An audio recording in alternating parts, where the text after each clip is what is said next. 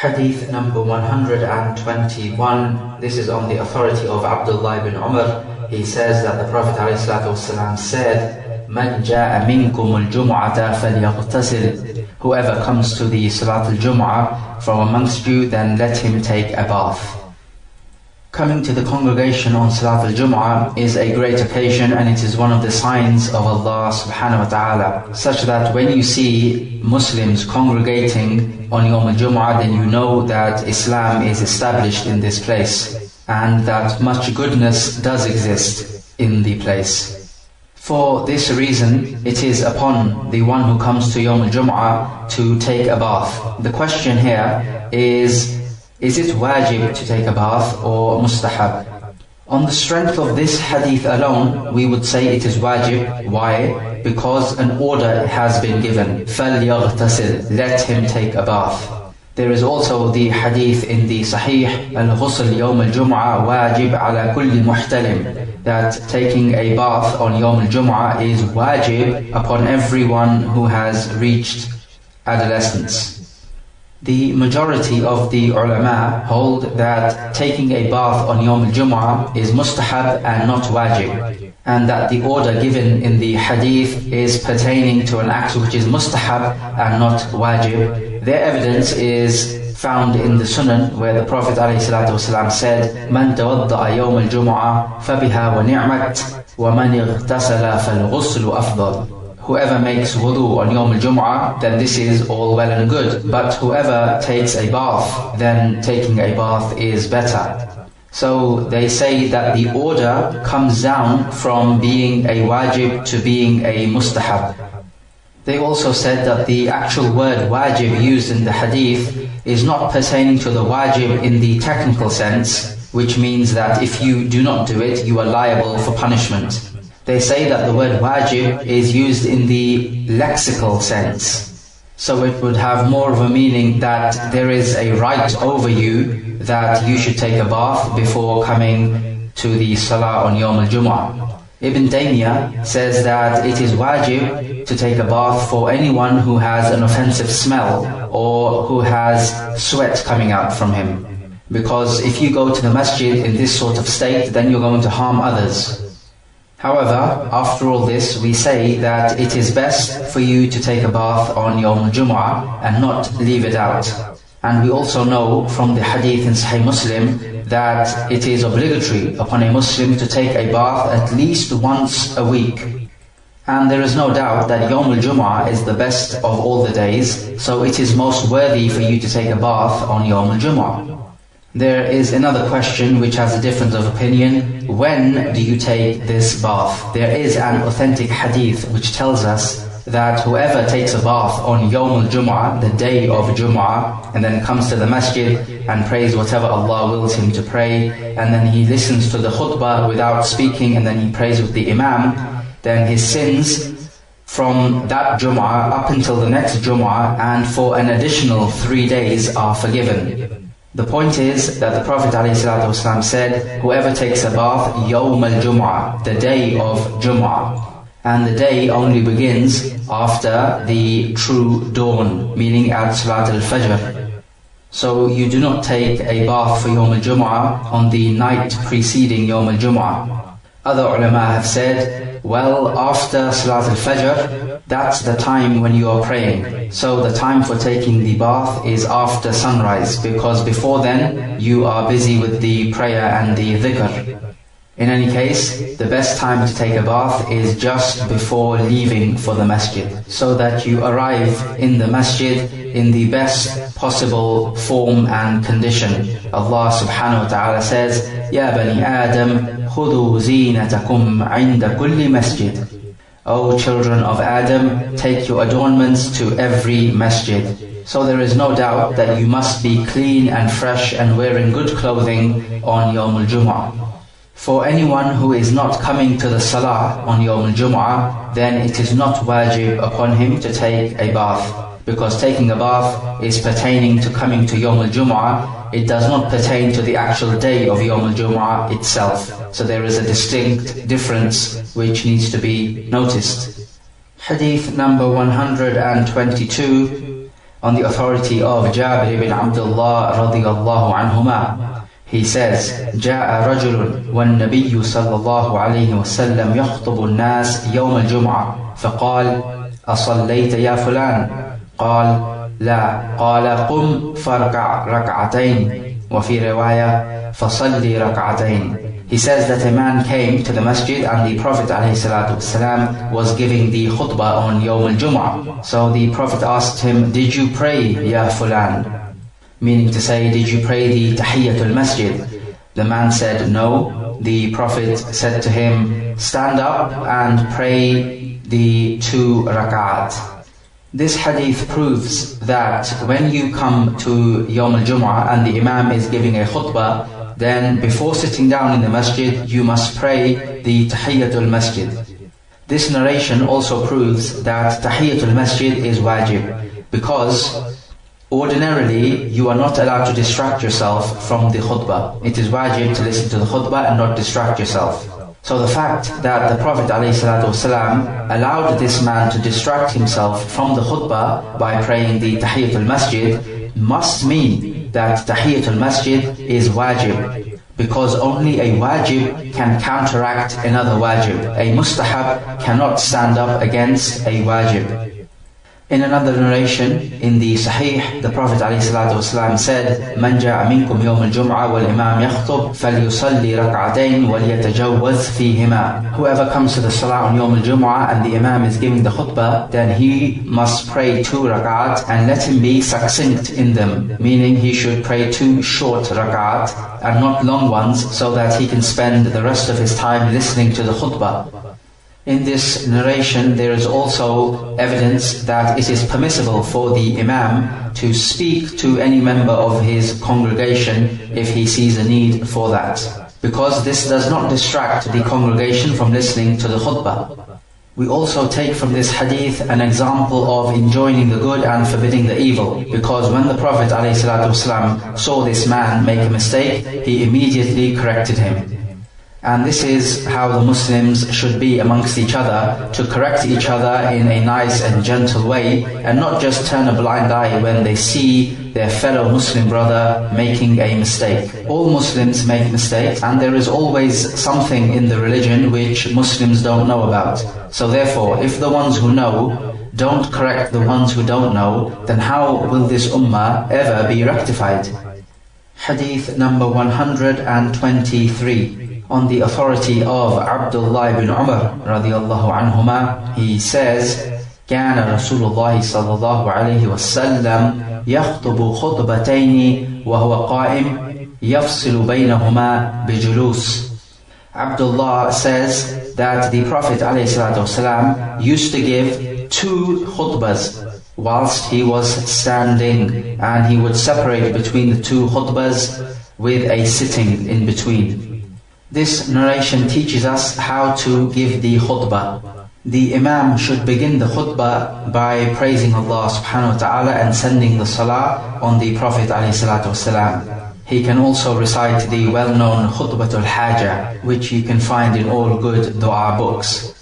The khutbah needs to consist of admonition, so it is not really the place to discuss Islamic laws and the science of hadith and usul al-fiqh and things that you normally study in the durus and books of knowledge.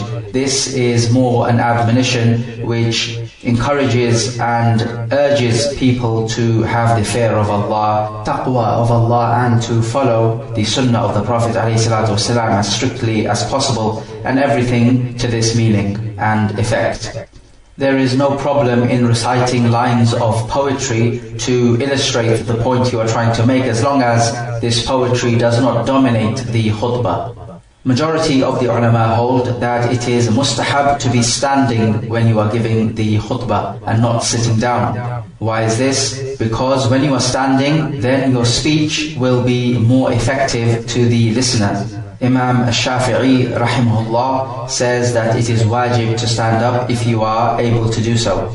The majority of ulama also hold that to sit down between the 2 khutbahs is also mustahab. But the important point is that the khutbahs must be 2 khutbahs, otherwise the khutbah is not correct. We also find from the hadith in the Sahih that when the Prophet ﷺ would give the khutbah, his eyes would become red and his anger would become severe and his voice will be raised as if there is an army coming to attack them. This is something that many khatibs in many places are missing. You just don't find them speaking in their khutbah with any sort of anger and emotion. It is more like a general interest lecture. When you speak with anger and raise your voice, it is going to have much more of an effect on the listener, and this is the whole point of the khutbah, to affect people's hearts in a positive way and to give them the boost and ammunition they need for the rest of the week until the next khutbah comes along. Just like very often the Muslims say that Ramadan gives you the boost in Iman that you need for the rest of the year until the next Ramadan comes along, then the khutbah is much the same thing, except it's on a weekly basis. It is also from the sunnah not to lengthen the khutbah too much. The Prophet ﷺ said in an authentic hadith, قِصَرُ الْخُطْبَةِ وَطُولُ الصَّلَاةِ مَئِنَّةٌ مِنْ فِقْهِ الرَّجُلِ, that the shortness of the khutbah and the lengthening of the salah is from the signs of the fiqh of the man. Meaning, it is a sign that this man has fiqh or understanding in the religion. It is also from the sunnah that you should use jawami'ul kalim in the khutbah. These are words which hold many meanings. This will save you from detailing out every single aspect of your khutbah and making your khutbah unnecessarily long. So if you use all-encompassing words which hold many meanings, then this will save you a lot of time and effort. It is also sunnah for the imam to be holding a wooden stick in the right hand so he can slightly lean on it. The stick in the right hand will help him to keep himself standing up during the khutbah. If during the khutbah he makes dua to Allah subhanahu wa ta'ala or makes mention of Allah, then it is also sunnah to point with his index finger, just like you point with your finger when you sit for the tashahhud. So this means that you do not raise your hands when making dua in the khutbah. The Prophet ﷺ did raise his hands during the khutbah, but that was when he was making a dua for the rain, when a Bedouin came and asked him to make dua for the rain. But that was a specific case, it was not generally done. Something else that you do not find many imams doing nowadays is that the khutbah should be dominated by Quranic ayat. This is as Allah subhanahu wa ta'ala says, وَإِذَا قُرِئَ الْقُرْآنُ فَاسْتَمِعُوا لَهُ وَأَنصِتُوا لَعَلَّكُمْ تُرْحَمُونَ. When the Quran is recited, then listen to it and keep quiet that you may receive mercy. One of the tafsir of this ayah is that this refers to the khutbah, because in the khutbah the Prophet ﷺ would recite the Quran much. It would dominate the khutbah. Nowadays you see the ai''mmah, the imams, talking much in the khutbah, and they may even be saying a lot of good things. However, the khutbah is not dominated by the Quranic ayat, and this is a shortcoming.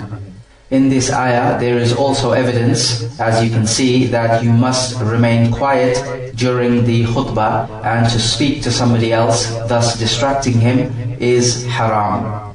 Hadith number 124. This is on the authority of Abu Hurairah radiallahu anhu. He says that the Prophet ﷺ said, إِذَا قُلْتَ لِصَاحِبِكَ أَنْصِتْ يَوْمَ الْجُمْعَةِ وَالْإِمَامُ يَخْطُبُ فَقَدْ لَغَوْتَ. The Prophet said, if you tell your neighbor on Yawm al-Jum'ah whilst the Imam is giving the khutbah to be quiet, then you have spoken nonsense. This hadith, together with the ayah which we just recited a moment ago, prove that it is wajib to listen to the khutbah and not to speak to anyone else.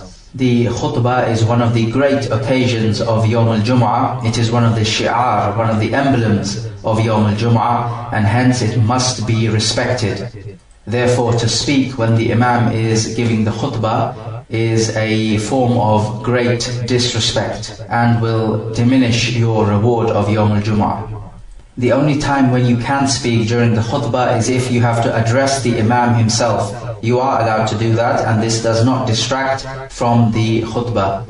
Just as we find that there was a Bedouin who came to the Prophet ﷺ whilst he was giving the khutbah, and he asked the Prophet to make a dua for Allah to send rain. And the Prophet ﷺ did not rebuke him for interrupting him during the khutbah.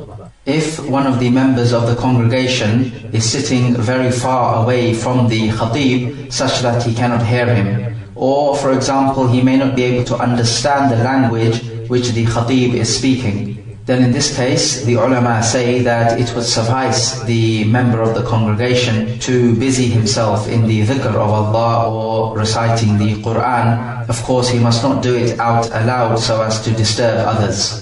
Which also brings us to an important question: is it wajib for the khutbah to be in Arabic or not? The majority of the ulama hold that it is wajib for the khutbah to be in Arabic, because giving the khutbah is an act of worship, and the Prophet ﷺ did this act of worship in Arabic, so therefore we are not to deviate from acts of worship and follow the sunnah strictly.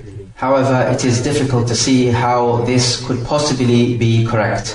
Allah subhanahu wa ta'ala says, وَمَا أَرْسَلْنَا مِن رَسُولٍ إِلَّا بِلِسَانِ قَوْمِهِ لِيُبَيِّنَ لَهُمْ. We did not send a messenger except in the tongue of his people so that he may explain to them. So each messenger who was sent in the language of his people.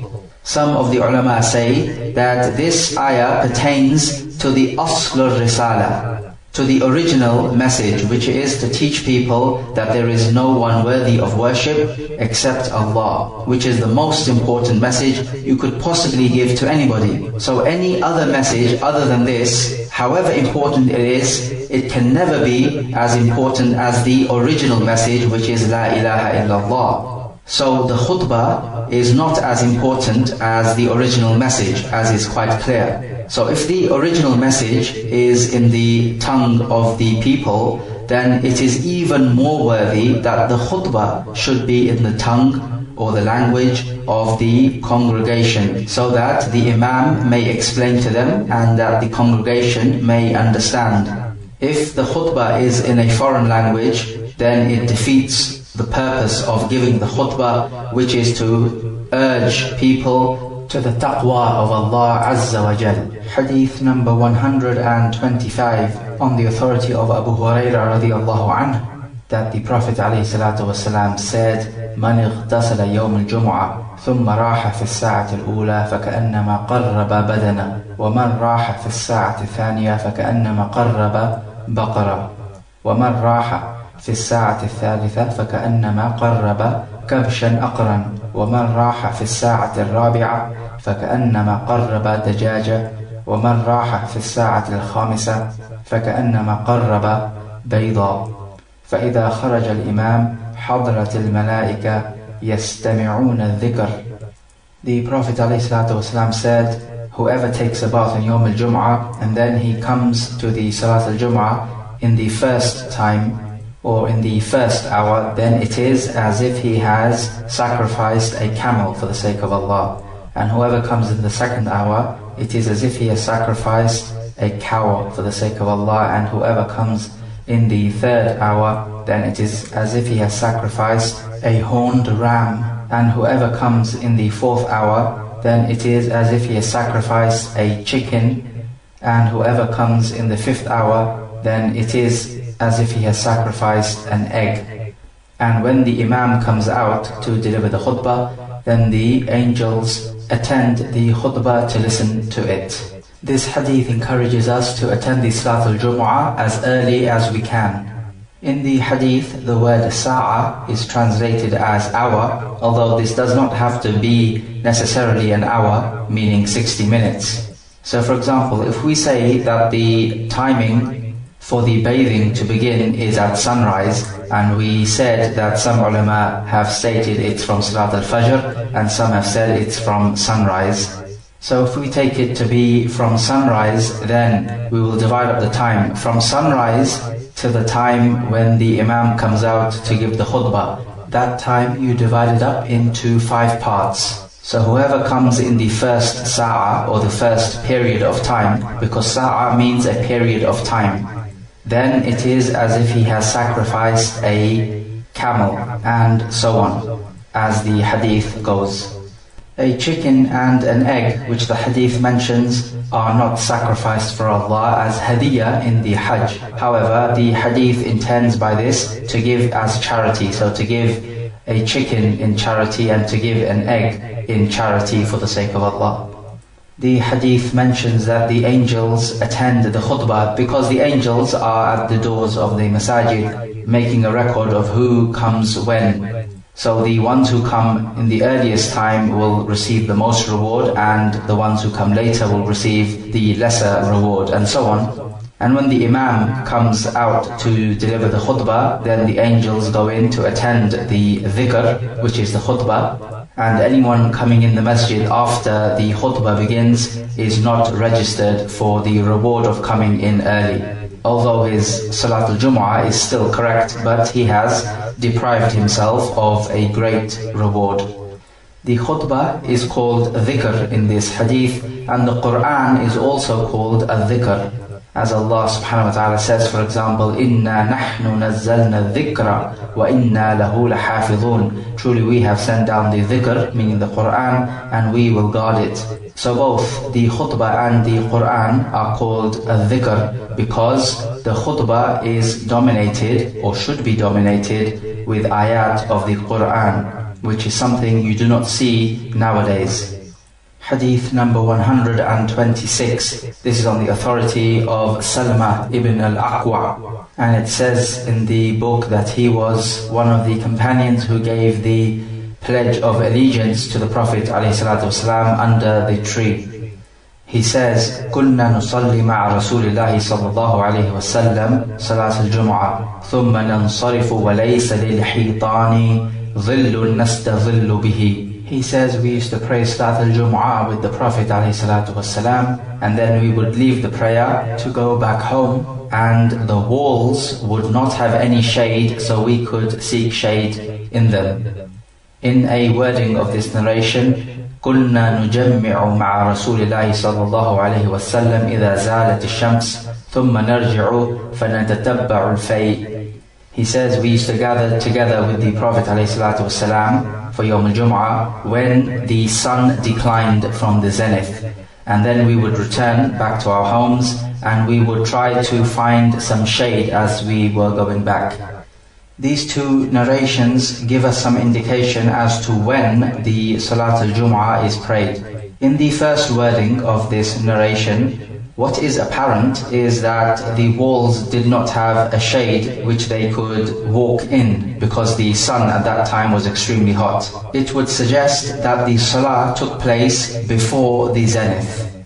In the second narration, it is quite clear as it states that the Salah took place after the zenith. So here we find that there is an apparent contradiction between the two wordings. The way to resolve it would be to say that in the first wording there was shade from the walls, but it was not enough to seek protection from the heat of the sun. So the shade was very small. The majority of the ulama hold that Salat al-Jumu'ah is prayed at the same time as the Salat al-Dhuhr. There is no difference of opinion as to when the end time of Salat al-Jumu'ah is. The ending for Salat al-Jumu'ah is the same as the ending for Salat al-Dhuhr. They only differed as to when Salat al-Jumu'ah begins.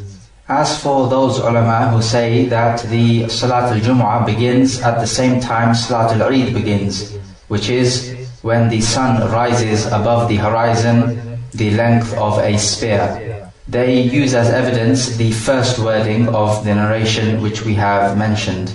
However, what mainly used to take place during the time of the Prophet ﷺ was that he would pray Salat al-Jumu'ah at the time of Salat al-Dhuhr. So the timing is the same. And certainly this is better, because that way you are avoiding the differences of opinion of the ulama. because they all agree that it can be prayed after the zenith. The difference of opinion is, can it be prayed before the zenith or not? So if you pray it after the zenith, then you are sure not to fall into the difference of opinion, because there is evidence for both opinions. So in this case, it would be better to be on the safe side. However, if a masjid performs the Salat al-Jum'ah before the zenith, then they are not to be rebuked, because there is evidence. In this narration, we can also take that it is recommended to pray the Salat al-Jum'ah during its early time and not delay it. We did previously mention that Salat al-Dhuhr can be delayed when it is extremely hot. This is not to be the case for Salat al-Jum'ah, and so the delaying aspect is specific to Salat al-Dhuhr. So note the difference. Hadith number 127. This is on the authority of Abu Hurairah radiyallahu anhu.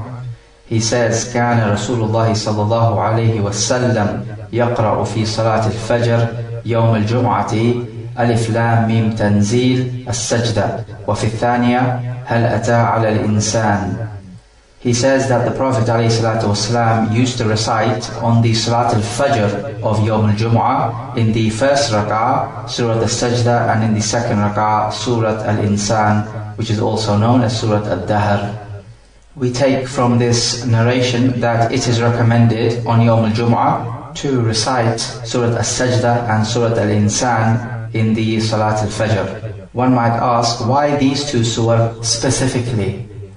The ulama have suggested that it is because of the message that these two surahs contain. They talk about the creation of Adam alayhi salam, which was on Yawm al-Jum'ah. They talk about Yawm al-Qiyamah and its aspects. They talk about mankind being gathered together, and all of this will take place on a Friday, because Yawm al-Qiyamah will take place on a Friday. The question now is, should this be recited every single Jum'ah, or should we take a break from it just to show people that it is not wajib and mustahab? Some ulama have said that it should not be recited always, because people will start to think that this is wajib, and it is not. Other ulama have said that no, we should not fear this, and we should practice the sunnah as it has been narrated to us, because our job is to show the people what the sunnah is, and we cannot show them except by practicing it ourselves. What is apparent from the hadith is that Abu Hurairah says that the Prophet ﷺ used to recite these two surah. So what is apparent is that he would do it all the time. Also, the sunnah of the Prophet ﷺ is that he would recite in the Salat al-Jum'ah, in the first rak'ah, Surah al-A'la, and in the second rak'ah, Surah al-Ghashiyah. It is also reported in the Sahih that he recited Surah al-Jumu'ah in the first rak'ah and Surah al-Munafiqeen in the second rak'ah. We'll now move on to the chapter of the Salatul Eidain, the Salah of the two Eids. The word Eid comes from the Arabic verb Aada Ya'udu, which means to return or to come back. This is because Eid always comes back year after year, periodically. This is as the Prophet ﷺ said, لا تجعلوا قبري عيدا. Do not make my grave as an Eid, meaning don't keep coming back to it periodically as if it is some kind of shrine or mausoleum. The time of Eid is the time of celebration for the Muslims, but it is not just empty celebrations and festivities. Rather, it is a time of giving thanks to Allah subhanahu wa ta'ala, sacrificing an animal to Him in the case of Eid al-Adha, and also praying to Him, and also festivities, a time of eating and drinking and getting together with family and friends. So you can see that there is a healthy balance in the celebration of the Muslim, as opposed to the celebrations of the non-Muslims, which are just fun and games and festivities, and there is no mention of Allah or their God whatsoever. Salat al-Eid normally would not be prayed in the masjid. It would be prayed out in the open, but it has been reported that the Prophet ﷺ prayed in the masjid once due to rain.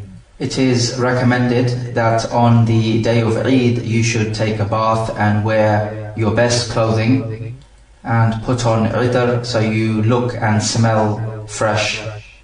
On the Eid al-Adha you do not eat anything until after the prayer, and on Eid al-Fitr you eat an odd number of dates, and this is all recommended.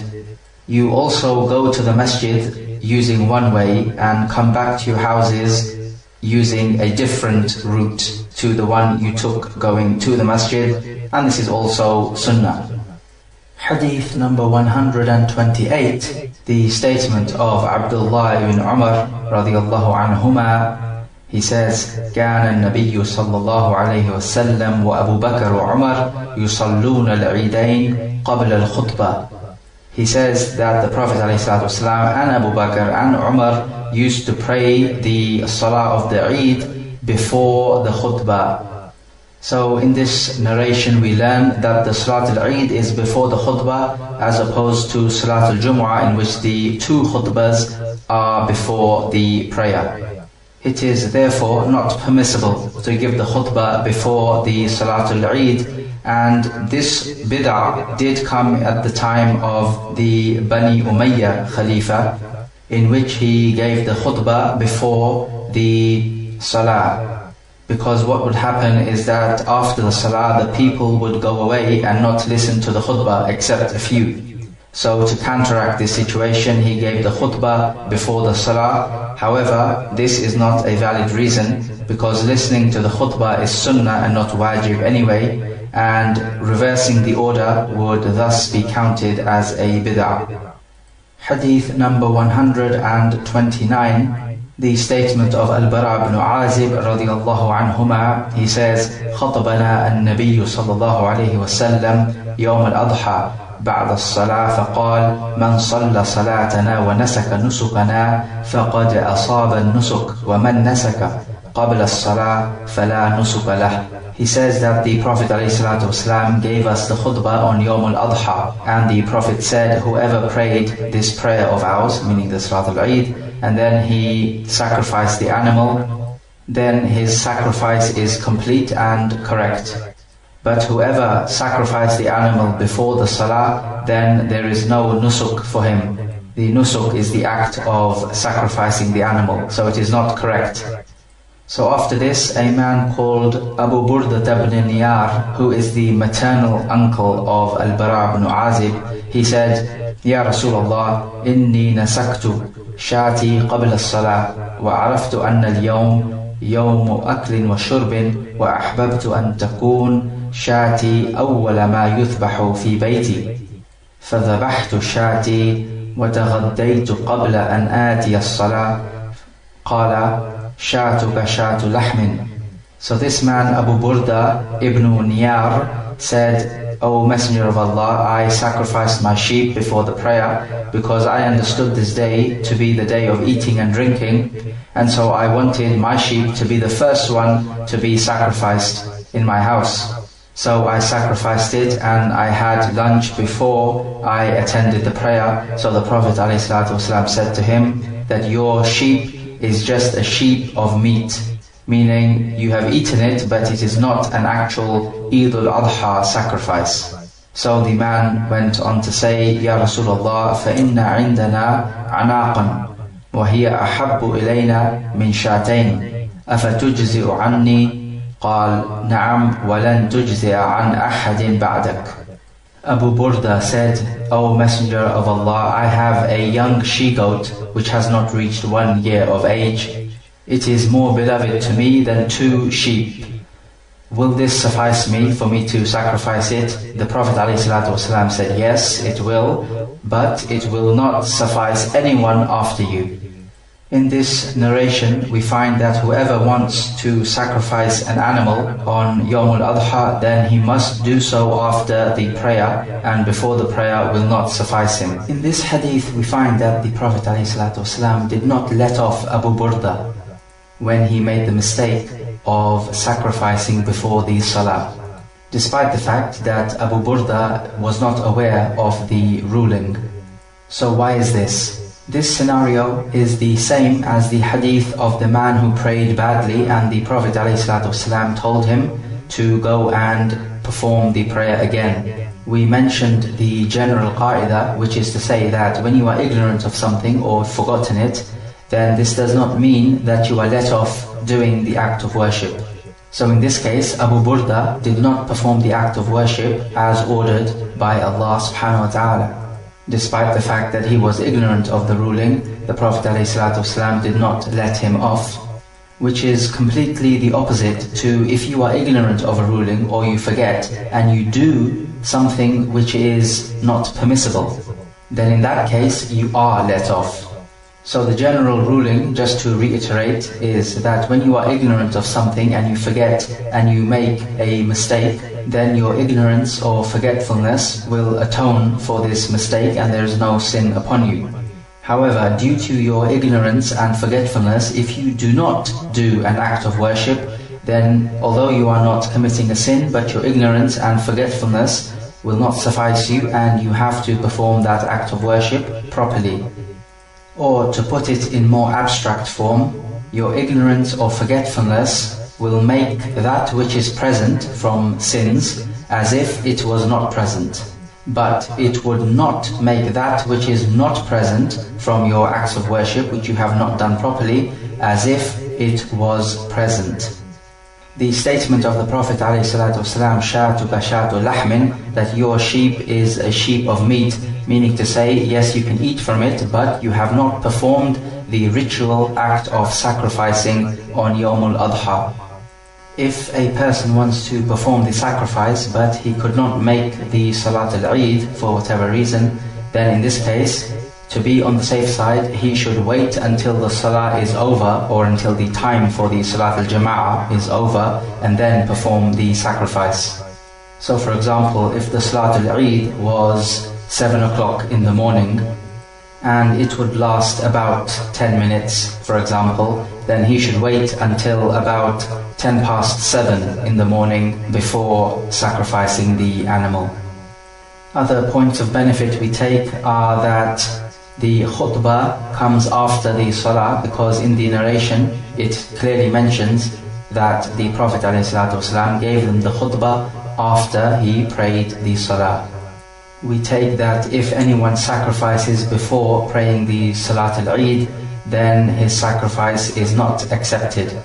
The time for sacrificing the animal, which is from the Bahimatul An'am, which is from the family of the camel, or the family of the cows, or the family of sheep, then the timing starts from after the prayer, as we mentioned, and it goes all the way up until the last of the Ayyam al-Tashriq, the days of Tashriq, which is up to the end of the 13th of Dhul Hijjah. So in other words, up until Maghrib time of 13th of Dhul Hijjah. We also take that the day of Eid is the day of eating and drinking and remembering Allah subhanahu wa ta'ala. These festivities, if done for the sake of showing the celebration of the Muslims and showing that Eid is being celebrated, is actually an act of worship and you are rewarded for it. So if your intention is correct, you're actually rewarded for eating and drinking. In this hadith we find that it is not permissible to sacrifice a baby she-goat which has not reached 1 year of age, because an anaq is a child from the she-goat. The animals which are to be sacrificed are those animals who have their teeth grown. So from the camels, cows and sheep, those animals who have their teeth showing are old enough to be sacrificed. Any younger and it is not allowed. Also, these animals must be free of any defect, like being extremely old or extremely frail or having some kind of illness. This is as the Prophet ﷺ said, لا تذبحوا إلا مسنة إلا أن لا تجدوا فجذع من الضأن. He said, don't sacrifice except an animal which has its teeth showing, meaning its teeth have grown, so it's old enough to have its teeth showing. Except if you cannot find such an animal, then you are allowed to sacrifice jadha. which is a 6-month-old sheep. Hadith number 130, this is on the authority of Jundub ibn Abdullah Al-Bajali radiyallahu anhuma. He says that the Prophet ﷺ prayed on Yawm al-Nahr, which is the Eid al-Adha, and then he gave the khutbah, and he said, "Man dhabaha قبل أن يصلي فليذبح أخرى مكانها ومن لم يذبح فليذبح بسم الله." He said, whoever sacrificed before praying, then let him sacrifice another animal in its place. And whoever has not sacrificed, then let him sacrifice in the name of Allah. We find in this hadith the clear evidence that, again, the khutbah is given after the salah. This hadith gives some indication as to the ruling on performing the sacrifice on Yawm al-Adha. The order has been given in this hadith, فَلْيَذْبَحْ بِسْمِ اللَّهِ. Then let him sacrifice in the name of Allah, and an order normally implies that the act is wajib. Also we have the ayah from the Quran, فَصَلِّ لِرَبِّكَ وَانْحَرْ. Then pray to your Lord and perform the sacrifice, which is the nahr. So from this hadith and the ayah, some ulama have derived that performing the nusuk is wajib. The majority of the ulama hold that the sacrifice is sunnah mu'akkada. It is an emphasized sunnah and it should be performed, and it is better for you not to leave it out if you can afford it. They say that the order in the hadith which says وَمَنْ لَمْ يَذْبَحْ فَلْيَذْبَحْ بِسْمِ اللَّهِ, whoever has not sacrificed, then sacrifice in the name of Allah. They say that this is not an order to do the act, but this is an order that if you're going to do the act, then it must be in the name of Allah. Because for the sacrifice to be accepted, you must mention the name of Allah before cutting the throat. This is the condition for the sacrifice to be correct. So in this hadith, the Prophet ﷺ is ordering for the condition of the sacrifice, which is Bismillah, and not the actual sacrifice itself. We find something similar in the Quran when Yusuf ﷺ, at the end of Surah Yusuf, he says to Allah, ربي قد آتيتني من الملك وعلمتني من تأويل الأحاديث فاطر السماوات والأرض أنت ولي في الدنيا والآخرة توفني مسلما وألحقني بالصالحين. He says, my Lord, you have given me the mulk, which is the kingdom, meaning the kingdom of Egypt, and you have taught me the interpretation of dreams. O Creator of the heavens and the earth, you are my patron in this world and the hereafter. So make me die as a Muslim and join me with the righteous. So in this ayah, Yusuf ﷺ asks Allah to make him die as a Muslim. This is not him asking Allah to make him die per se, but he's asking him to make him die as a Muslim. So on the condition that he should be a Muslim. So in the same way, the Prophet ﷺ in this hadith is giving the order that when you sacrifice, it should be on the condition that you sacrifice in the name of Allah.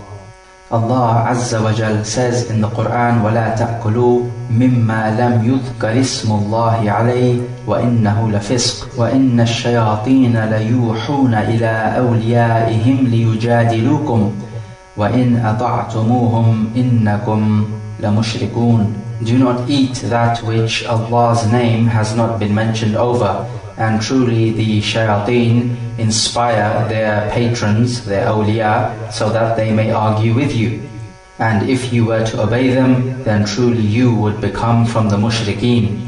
The mushrikun would argue with the Prophet ﷺ. They would say that you Muslims are not allowed to eat dead meat. So you're not allowed to eat meat which Allah has killed. But yet you are allowed to eat meat which man has slaughtered and sacrificed. So therefore this means that man is better than your God. This was the line of logic that they used. So Allah subhanahu wa ta'ala revealed the aforementioned ayah.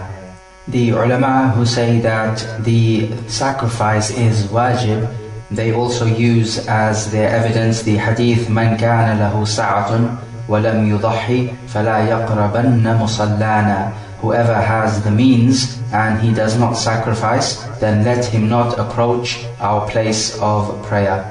They say that a strict statement like this could not mean except that the dhabh is wajib. In any case, we say that if you have the means to do so, then it is better for you not to leave out the dhabh. Hadith number 131 on the authority of Jabir ibn Abdullah radiyallahu anhu. He says, شهدت مع رسول الله صلى الله عليه وسلم يوم العيد فبدأ بالصلاة قبل الخطبة بلا أذان ولا إقامة ثم قام متوكئا على بلال. He says, I witnessed the day of Eid with the Prophet ﷺ, and he began with the Salah and then he delivered the khutbah without the adhan and without the iqamah. And then after that he stood up and leant against Bilal radiallahu anhu. فأمر بالتقوى الله وحث على طاعته ووعظ الناس وذكرهم ثم مضى حتى أتى النساء فوعظهن فقال يا معشر النساء تصدقنا فإن كنا أكثر حطب جهنم. So when he gave the khutbah, he was leaning against Bilal and he ordered the people to have taqwa of Allah and he encouraged them to obey Allah's commands. And he preached to the people and he reminded them of the important things they need to be reminded of. And then he went forward and addressed the women who attended the Salat al-Eid.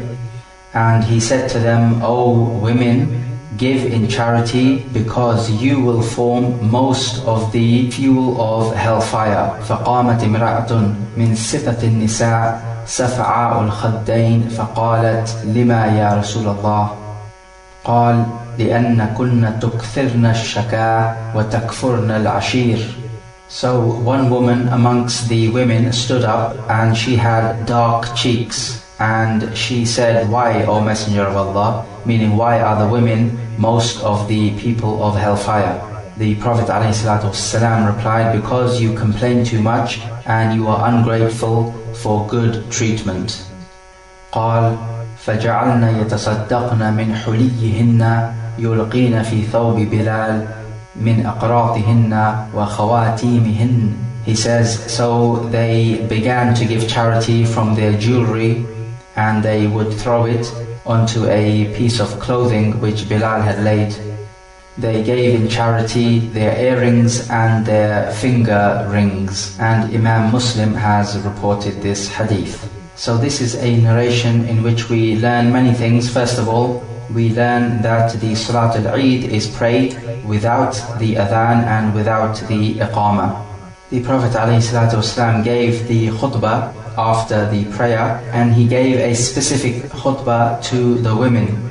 Generally speaking, the Prophet ﷺ would set aside one day in the week in which he would admonish the women because they are also in need of teaching and admonition.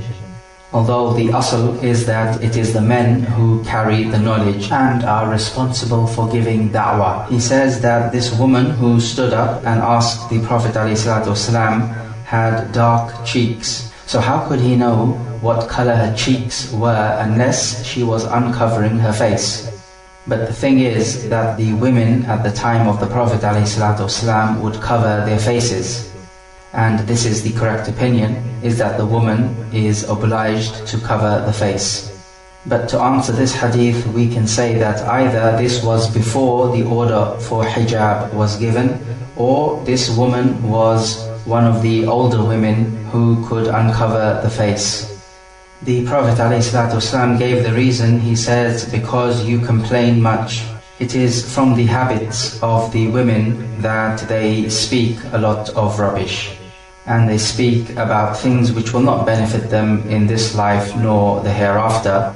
And as the Arabs say, that whoever speaks much will make more mistakes. They say, Man kathura kalamu, kathura khata'u. And it is in fact your tongues which are one of the greatest reasons for you to enter hellfire, as the Prophet ﷺ told Mu'adh ibn Jabal.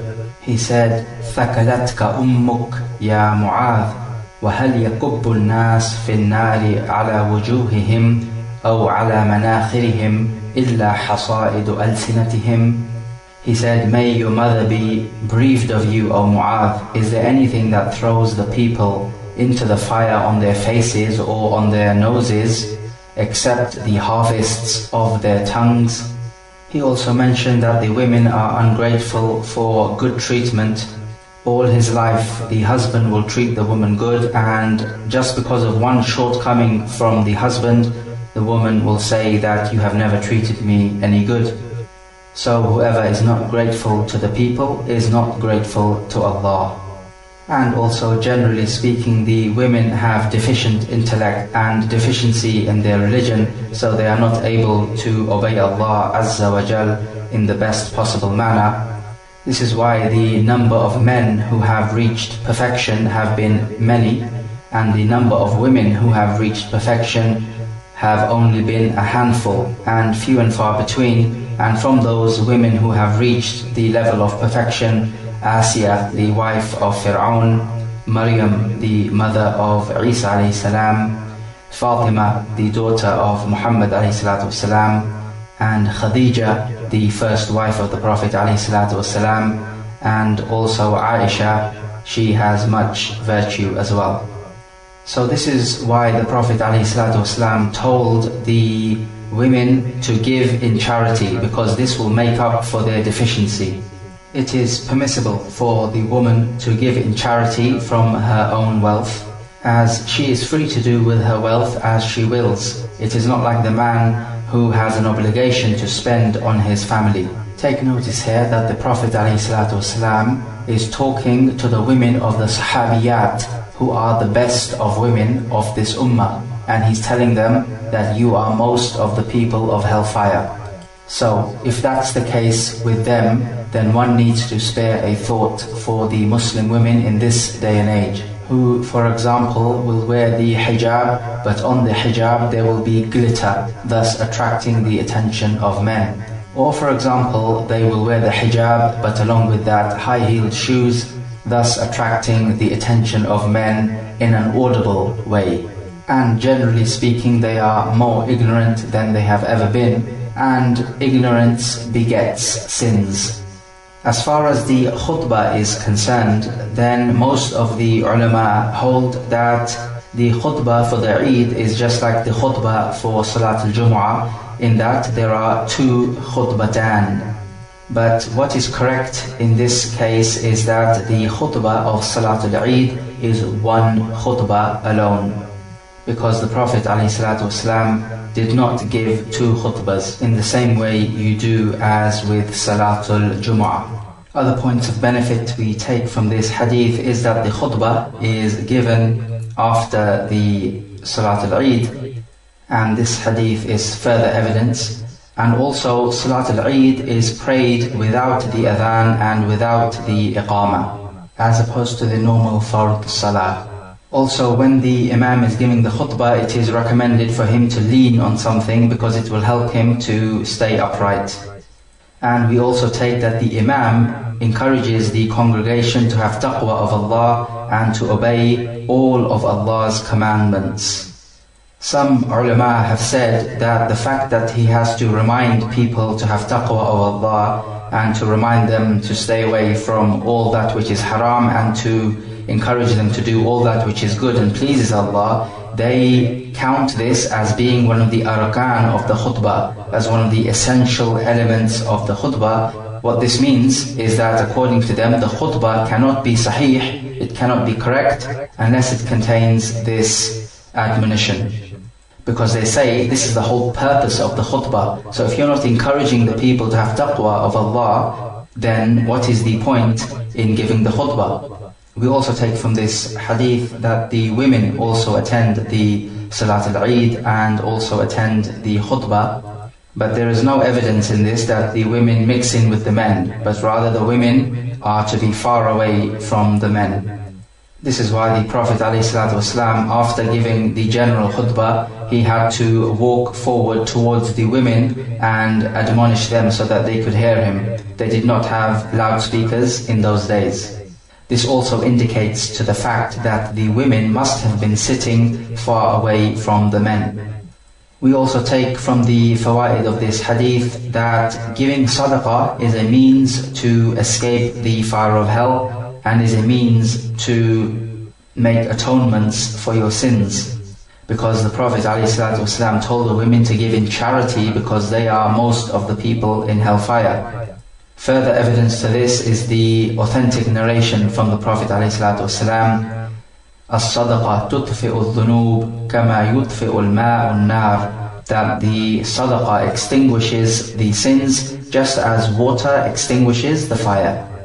This woman with the dark cheeks who asked the Prophet ﷺ why women are most of the people of hellfire, she did not ask him because she felt that this was a transgression against the women from Allah subhanahu wa ta'ala. She asked him about the cause of the women being in hellfire because she understood immediately that the women must have been doing something to justify them being in hellfire. And this proves that the women of the Sahaba were extremely eager to find out the good and to seek beneficial knowledge.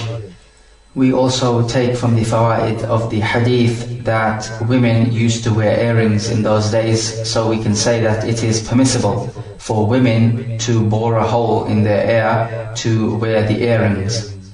This is permissible for women and not for men. And that women who have some intellect and sense and can deal with their money in a reasonable way are allowed to give sadaqah from their wealth without the permission of their husbands. But if the woman is such that she does not know how to best spend her wealth because she has some kind of madness or other than that, then she is not to give sadaqah from her wealth because she might end up wasting money in futile ways if left to her own device. The same thing goes for men, that if a man is such that he does not know how to best spend his money, then he is not allowed to enter into sale transactions. Hadith number 132 on the authority of Atiyya radiyallahu ta'ala anha. She says, أمرنا تعني النبي صلى الله عليه وسلم أن نخرج في العيدين العواتق وذوات الخدور وأمر الحيض أن يعتزلن مصلى المسلمين. Atiyya said that the Prophet ﷺ ordered them to bring out the adolescent women and also the virgin women behind their screens, and he ordered the menstruating women to keep away from the prayer place. And in another wording she says, كنا نؤمر أن نخرج يوم العيد حتى نخرج البكر من خدرها وحتى نخرج الحيض فيكبرن بتكبيرهم ويدعون بدعائهم يرجون بركة ذلك اليوم وطهرته. She said we were ordered to bring out on Yawm al-Eid the virgin girls from behind their screen or their curtain, and also the menstruating women. They would make the takbir just as the men would, and they would make the dua just as the men would, and they would hope for the blessing of this day and the purity of this day. These narrations from Atiyya prove that it is obligatory for the women to come out for the Salat al-Eid and to attend the khutbah as well. So in this narration we find that he ordered the awatiq to come out. The awatiq are those women who have just reached puberty. He ordered the dhawatul khudur to come out, which are women who have not been married and they remained in the houses behind the curtain. He also ordered the menstruating women to come out, except the menstruating women would not come near the prayer place because their menstrual blood could sully the musalla. Of course, this is all on the condition that women come out without having put any makeup on or any kind of adornment or any scent being put on, because this could cause fitna. We take from this narration the ruling on Salatul Eid, the hukum taklifi on Salatul Eid. Some ulama say that Salatul Eid is fard kifaya, but the correct ruling on this issue is that Salatul Eid is fard ayn. And the reason is because if the Prophet ﷺ ordered the women to come out, then it is more of a reason for all the men to come out as well. So we say it is a fard on every Muslim, man and woman, to attend the Salatul Eid if they can do it. Some ulama say that it is mustahab, and they rely on the hadith when the Arabi, the desert Arab, came to the Prophet ﷺ and he asked him what is obligatory upon him, and the Prophet ﷺ, amongst other things, told him to pray 5 times a day. And he asked him, is there any other prayer obligatory upon me? And he said, La illa an tatawwa. He said, no, unless you want to do some voluntary acts of prayer. So they say that the only fard prayers are the 5 times prayer and nothing other than that. But this is a poor understanding of this hadith, because what the hadith is talking about when the Arabi said, is there any other prayer upon me? He intended the prayers which are regular prayers, not those which come yearly. Otherwise, if a Muslim makes a vow that he is going to perform an act of prayer, then this act of prayer is wajib upon him, despite the fact that it is not from the 5 times prayers. Further evidence to suggest that the Salatul Eid is wajib is the ayah of the Quran, فَصَلِّ لِرَبِّكَ وَانْحَرْ, and pray to your Lord and make the sacrifice. Also Allah Azza wa Jal says, قَدْ أَفْلَحَ مَنْ تَزَكَّى وَذَكَرَ اسْمَ رَبِّهِ فَصَلَّى. He says, the one who purifies himself has indeed succeeded, the one who mentions the name of his Lord and prays. We also take from this hadith that the menstruating woman must stay away from the masjid, because if she has to stay away from the musalla of the Eid, which is out in the open, then it is even more of a reason for her to stay away from the masjid, because she could sully and spoil the masjid with the menstrual blood. The narration mentions that the women would witness the purity of the day, the purity meaning purifying oneself from the sins, because attending the prayer and the khutbah is a means to purify yourself from the sins. The narration mentions the takbir, that the women would make takbir just like the men would. How do you make this takbir?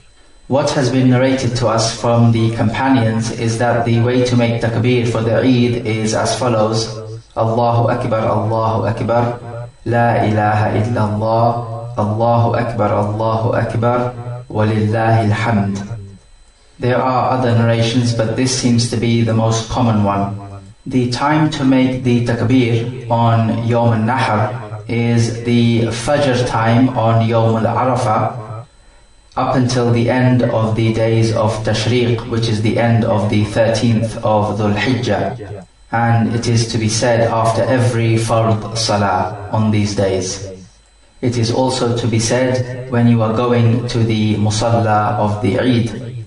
The imams of the 4 madhahib are agreed on this issue. So in total you have 6 days on which the takbir of Eid is said in the appropriate times as mentioned before. So these 6 days, the Yawm al-Arafah, which is the 9th, and then the 10th of Dhul Hijjah, which is Eid al-Adha, and the 3 days of Tashriq which follow it, and then you have the Eid al-Fitr after Ramadan.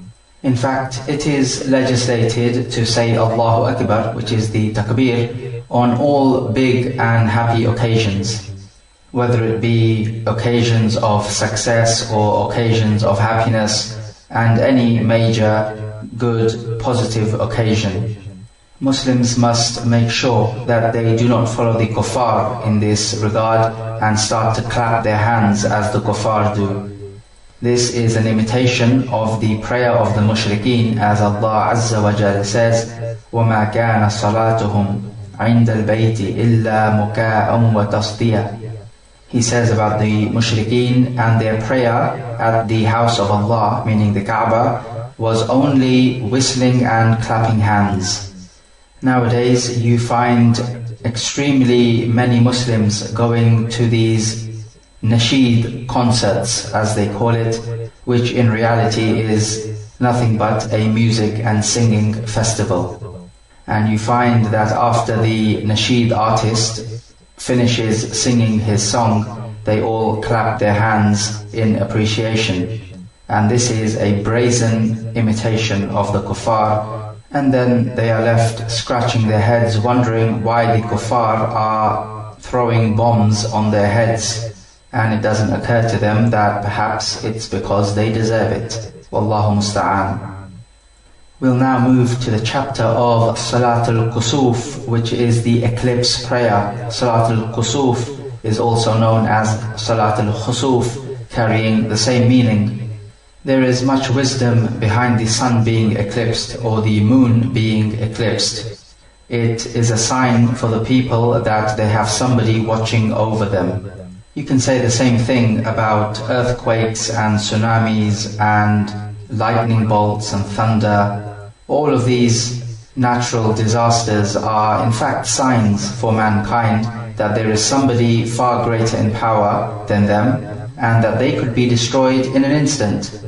Unfortunately, you find that most of mankind are oblivious to this, and all these natural disasters and signs just don't seem to have an effect on them, which indicates how hard and rough their hearts have become.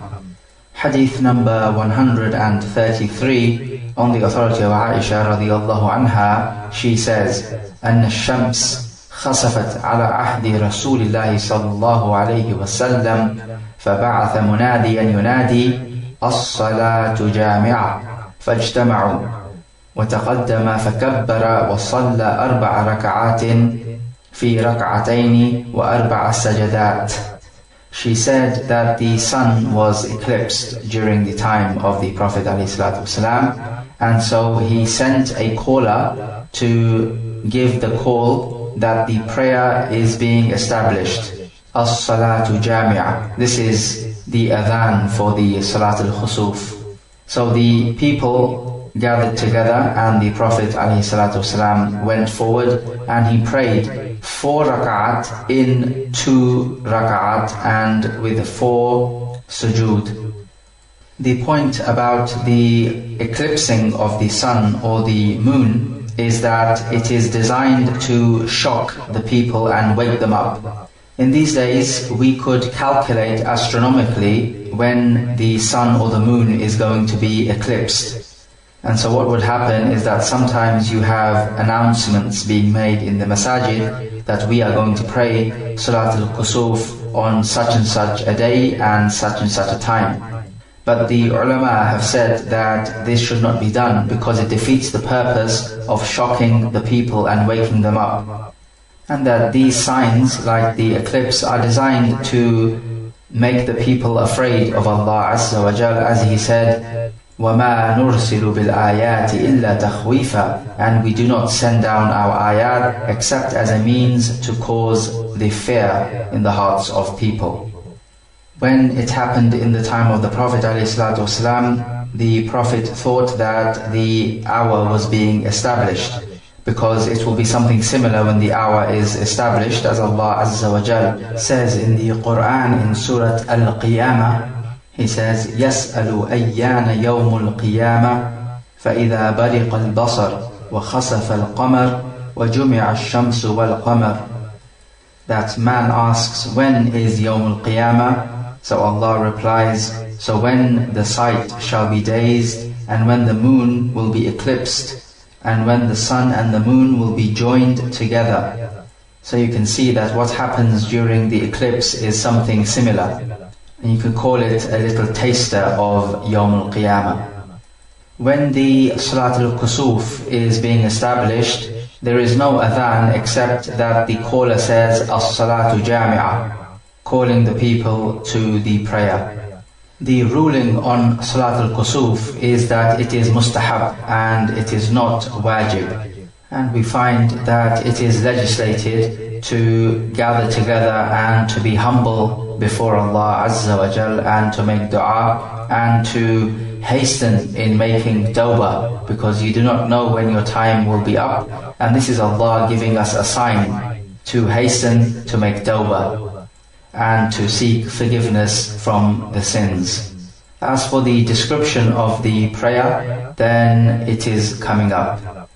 Hadith number 134, on the authority of Abu Mas'ud Uqba ibn Amir al-Ansari radiyallahu anhu, he said that the Prophet ﷺ said, "Inna ash-shamsa wal-qamar ayatani min ayatillah yukhawwifu Allahu bihima ibadah, wa innahuma la yankasifani li mawti ahadin min an-nasi wa la li hayati, fa idha ra'aytum minhuma shay'an fasallu wad'u hatta yankashifa ma bikum."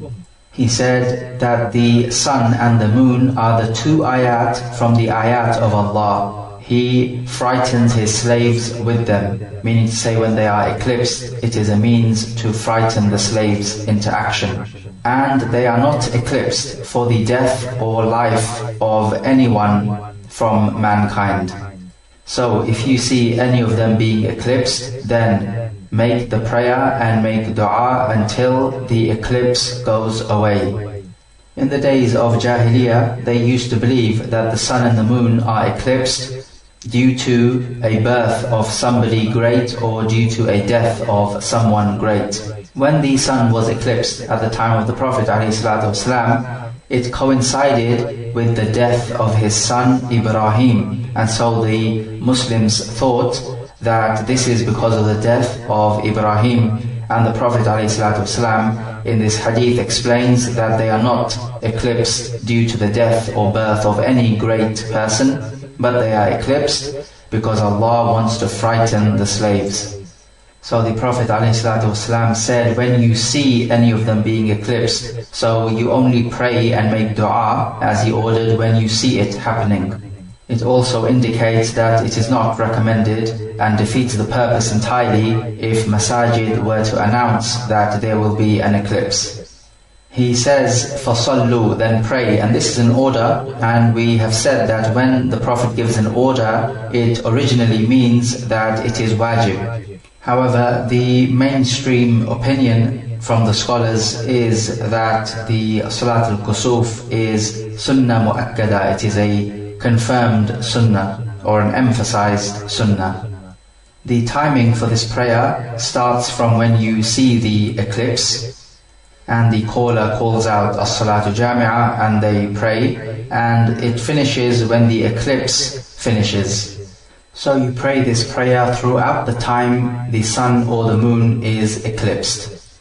This is as opposed to the kuffar who take this opportunity to enjoy themselves and enjoy the eclipse as if it is some kind of circus show. But these people will never believe until they finally taste the fire of hell. Allah Azza wa Jal says, إِنَّ الَّذِينَ حَقَّتْ عَلَيْهِمْ كَلِمَةُ الْعَذَابِ لَا يُؤْمِنُونَ وَلَوْ جَاءَتْهُمْ كُلُّ آيَةٍ حَتَّى يَرَوُا الْعَذَابَ الْأَلِيمَ. Truly those whom the word of punishment has been justified against them will never believe, even if every single ayah or sign was to come to them, until they see the painful punishment.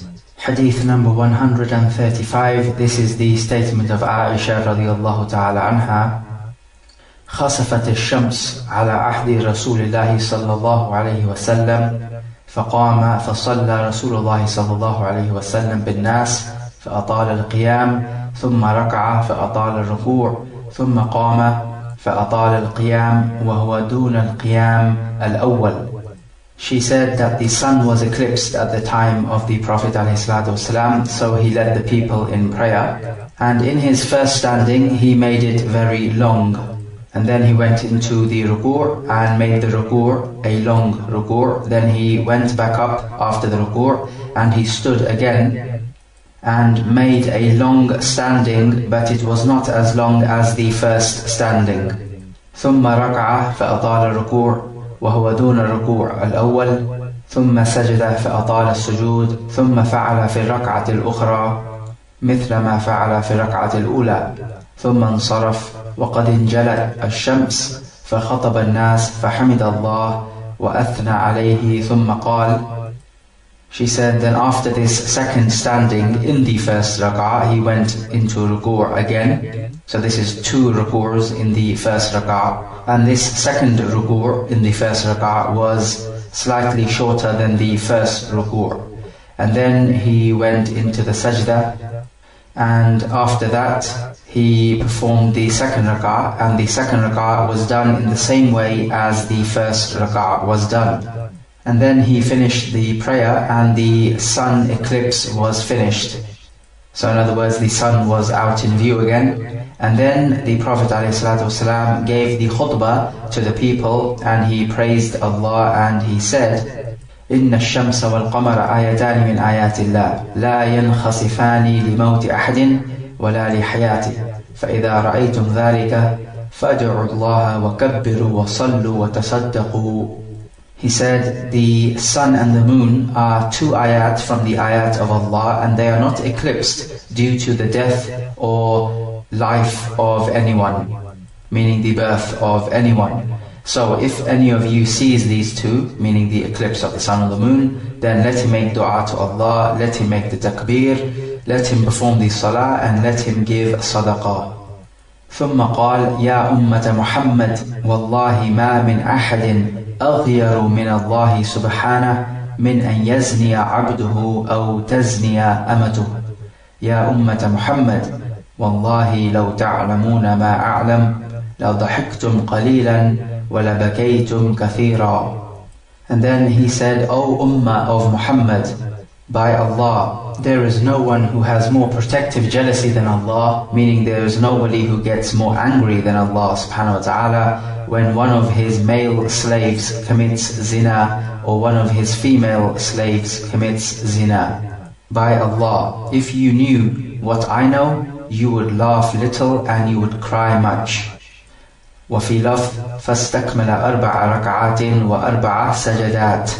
And in a wording it is said that he completed 4 rakat and 4 sujood. In this narration we learn how to pray the Salat al-Khusuf or Salat al-Kusuf. You would begin the prayer and in the first rak'ah you would recite Al-Fatiha as normal, and then you would need to recite a long surah such as Surah Al-Baqarah or any long surah. The point is that this standing needs to be a long standing. Then you will go into ruku' and you would lengthen the ruku'. Then you would say Sami Allahu liman hamida Rabbana wa lakal hamd, just as normal. And then in this standing position, instead of going into the sujood, which you would normally do, you will recite as if you were reciting in the first rak'ah. You recite Surah Al-Fatiha and then a long surah. And this second standing within the first rak'ah is shorter than the first standing. The majority of the ulama say that in this second standing in the first rak'ah, you also recite Surah Al-Fatiha. Some of the ulama say that you don't need to recite Surah Al-Fatiha because you did so in the first standing. So therefore it is safer to recite Surah Al-Fatiha. Then after this you would go into the ruku' and you would make the ruku' long, but not as long as the first ruku'.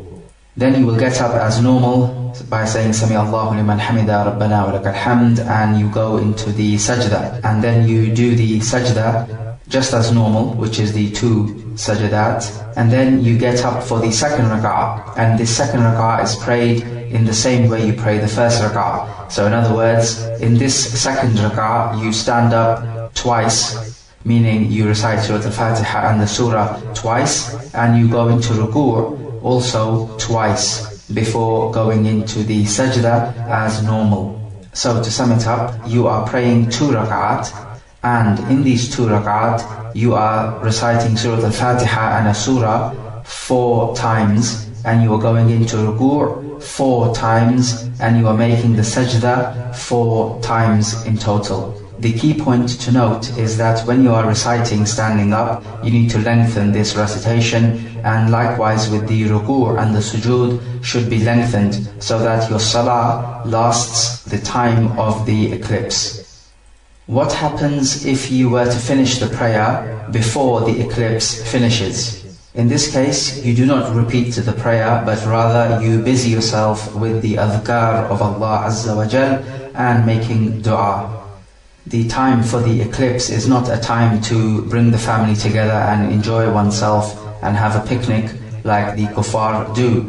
This eclipse is a serious issue. It is a taster of Yawm al-Qiyamah, so therefore the Muslims must be afraid and take the appropriate action, which is to make salah and dua and seek forgiveness, and also give sadaqah as it is mentioned in this narration. Because sadaqah is a means of extinguishing your sins, as we previously mentioned. The narration mentions that the Prophet ﷺ gave the khutbah. The majority of the ulama hold that Salat al-Khusuf does not have a fixed khutbah, just like the Salat al-Jumu'ah does or the Salat al-Eid does.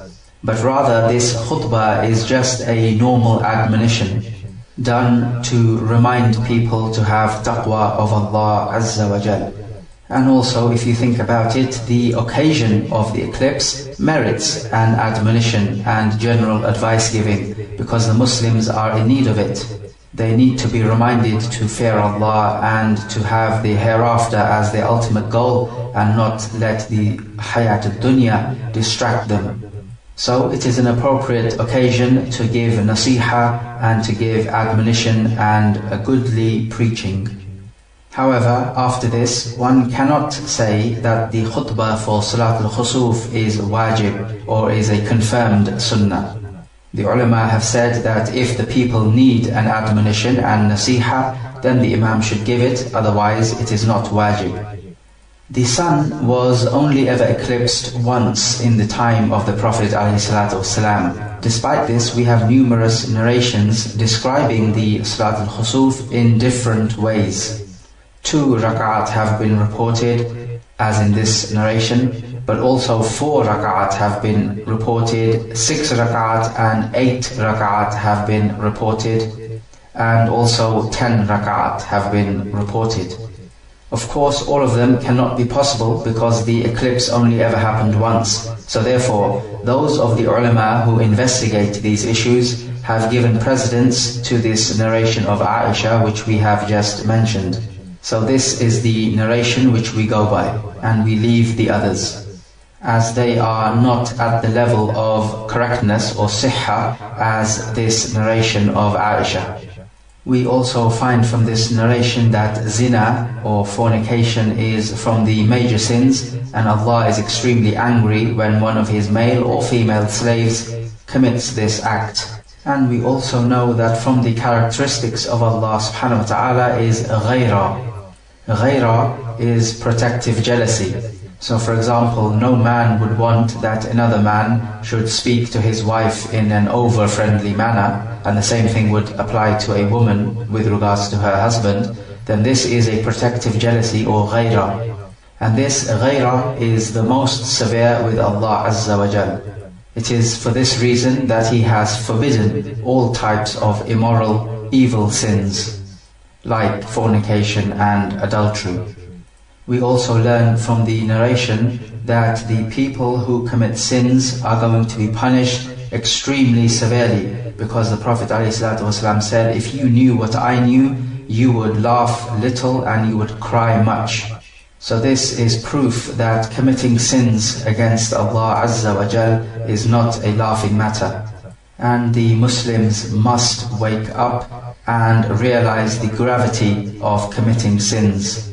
Yes, true, there is no sin which is too big for Allah to forgive, but then at the same time there is no sin which is too small to be taken lightly. All sins are serious sins. We also take from this narration that Allah Azza wa Jal informs the Prophet ﷺ about the ghaib, which is the unseen, and He does not inform anyone else about it. In this narration there is also evidence that when you give khutbah to the people, then you must begin this khutbah by praising Allah Azza wa Jal, because these are from the etiquettes of giving the khutbah. Hadith number 136 on the authority of Abu Musa al-Ash'ari radiyallahu anhu. He says, خسفت الشمس على زمان رسول الله صلى الله عليه وسلم فقام فزعا يخشى أن تكون الساعة حتى أتى المسجد فقام فصلى بأطول قيام وركوع وسجود ما رأيته يفعل في صلاة قط ثم قال. He says that the sun was eclipsed in the time of the Prophet ﷺ, and the Prophet became very afraid and he went to the masjid and performed the prayer. The Prophet ﷺ thought that this was the hour being established. So he says that the Prophet ﷺ prayed with the longest standing and ruku' and sujood that he has ever seen him pray. And then after the prayer, the Prophet ﷺ said to the congregation, إن هذه الآيات التي يرسلها الله تعالى لا تكون لموت أحد ولا لحياته ولكن الله يرسلها يخوف بها عباده فإذا رأيتم منها شيئا فافزعوا إلى ذكر الله ودعائه واستغفاره. He said, these ayat or signs which Allah sends, He does not send them for the birth or death of anyone, but rather He sends them to make His slaves afraid. So if you see any of this, then become afraid and go to the dhikr of Allah and making dua to Him and seeking forgiveness from Him. In this narration we find that the Prophet ﷺ became extremely afraid when he saw that the sun was eclipsed and he thought that the hour was being established. This is despite the fact that the major signs of Qiyamah have not even appeared yet, but still the Prophet ﷺ became extremely afraid, and this shows how afraid he was of Allah Azza wa Jal. It also gives us an insight to the condition of the heart of the Prophet ﷺ, how responsive it is to the signs of Allah. You will find most people nowadays, they will see all the signs of Allah in front of them and their hearts are so hard, it does not make any difference to them whatsoever and it produces no beneficial effect in them. Wallahu musta'an. So in this narration the Prophet ﷺ tells us that when we see the eclipse, we should busy ourselves with making dhikr of Allah and making dua to Him and seeking forgiveness from Him. There were other occasions and other signs of Allah which made the Prophet ﷺ extremely afraid. For example, it is narrated in the Sahih that when the wind would start to blow, the Prophet ﷺ would become extremely afraid, fearing that it may be the wind similar to the wind which destroyed the people of Ad. Allah Azza wa Jal says, وَأَمَّا عَادٌ فَأُهْلِكُوا بِرِيحٍ صَرْصَرٍ عَاتِيَةٍ سَخَّرَهَا عَلَيْهِمْ 7 لَيَالٍ و8 أَيَّامٍ حُسُومًا فَتَرَى الْقَوْمَ فِيهَا صَرْعَىٰ كَأَنَّهُمْ أَعْجَازُ نَخْلٍ خَاوِيَةٍ. He says, and as for Ad, they were destroyed by a furious and violent wind which Allah imposed on them for 7 nights and 8 days in succession, one after the other, so that you could see men lying overthrown and destroyed as if they were hollow trunks of the date palm tree. فَهَلْ تَرَى لَهُمْ مِنْ بَاقِيَةٍ. So do you see any remnants of them? Of course not, because they were completely destroyed. When the Prophet ﷺ would see an approaching cloud, it is reported by Aisha radiallahu ta'ala anha in the Sahih that the Prophet would become extremely worried and he would start to walk in and out of the house just as a person does when he is worrying about something. And he has only seen a cloud. But he would tell Aisha that it might be the cloud which destroyed Ad, because when Ad saw the cloud, they said, فَلَمَّا رَأَوْا عَارِضًا مُسْتَقْبِلَ أَوْدِيَتِهِمْ قَالُوا هَذَا عَارِضٌ مُمْطِرُنَا بَلْ هُوَ مَا اسْتَعْجَلْتُمْ بِهِ رِيحٌ فِيهَا عَذَابٌ أَلِيمٌ.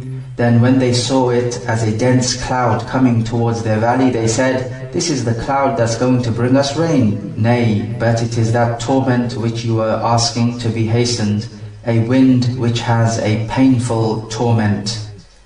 تُدَمِّرُ كُلَّ شَيْءٍ بِأَمْرِ رَبِّهَا فَأَصْبَحُوا لَا يُرَى إِلَّا مَسَاكِنُهُمْ كَذَلِكَ نَجْزِي الْقَوْمَ الْمُجْرِمِينَ. This wind destroyed everything by the command of its Lord, so they became such that nothing could be seen except their dwellings. Thus do we reward the people who are sinners.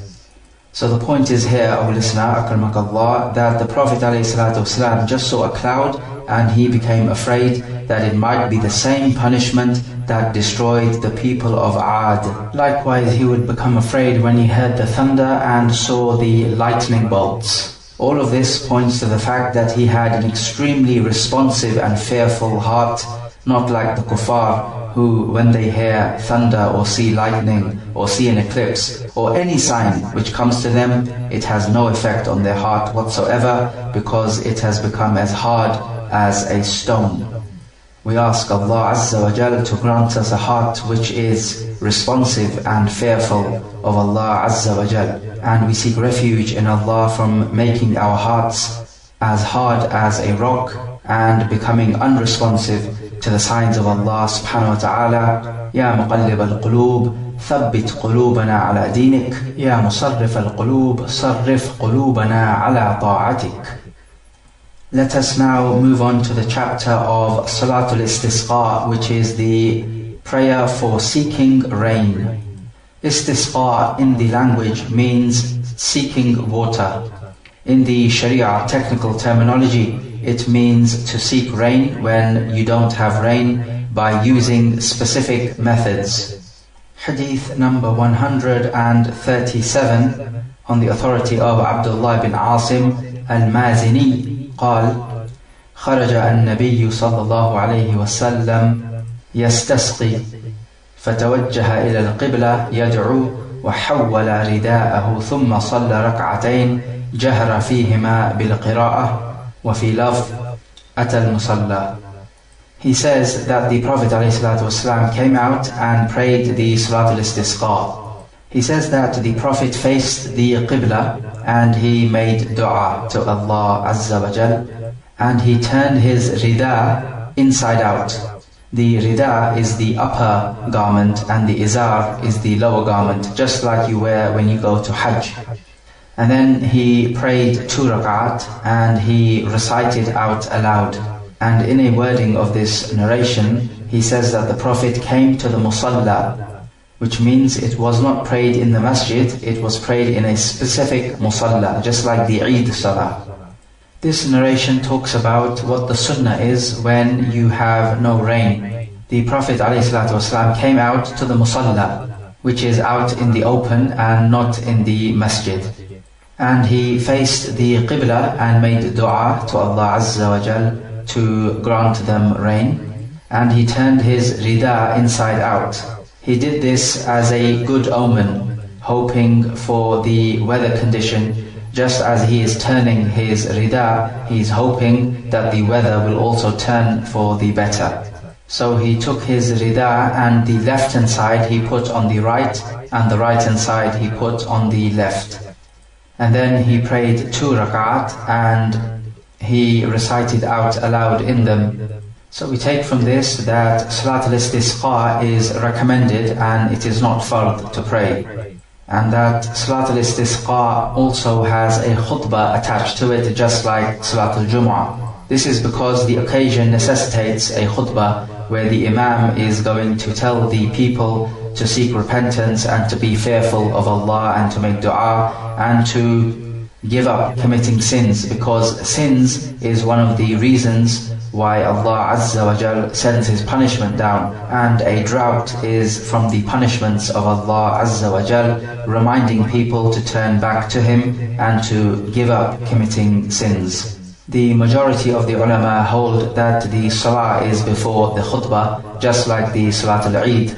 We also take from this narration that when you make dua, it is recommended to face the Qibla because it will strengthen your dua. The Salat al-Istisqa is prayed in exactly the same way you pray Salat al-Eid, which are 2 rak'at, and you recite the recitation out aloud. It is also sunnah to have the extra takbirat in the prayer, 7 extra in the first rak'ah and 5 extra in the second rak'ah. So you would begin by saying the takbiratul ihram and open the prayer. And then you would recite the dua al-istiftah. Then after that you will make 7 takbirat and then recite al-Fatiha and a surah after it. Then you go into ruku' and you come back up, and you go into sajda, then you come back up to the second rak'ah by saying Allahu Akbar. Thereafter you make 5 extra takbirat, and then you recite Surah Al-Fatiha and the surah, and you complete the prayer as normal. There is a difference of opinion amongst the ulama as to whether you raise your hands with the extra takbirat or not. Some ulama say you do and some say you don't, and both opinions are respectable. With regards to making the dua, you could do it before the salah or after the salah. The matter is flexible, and you can even make the dua as part of the khutbah.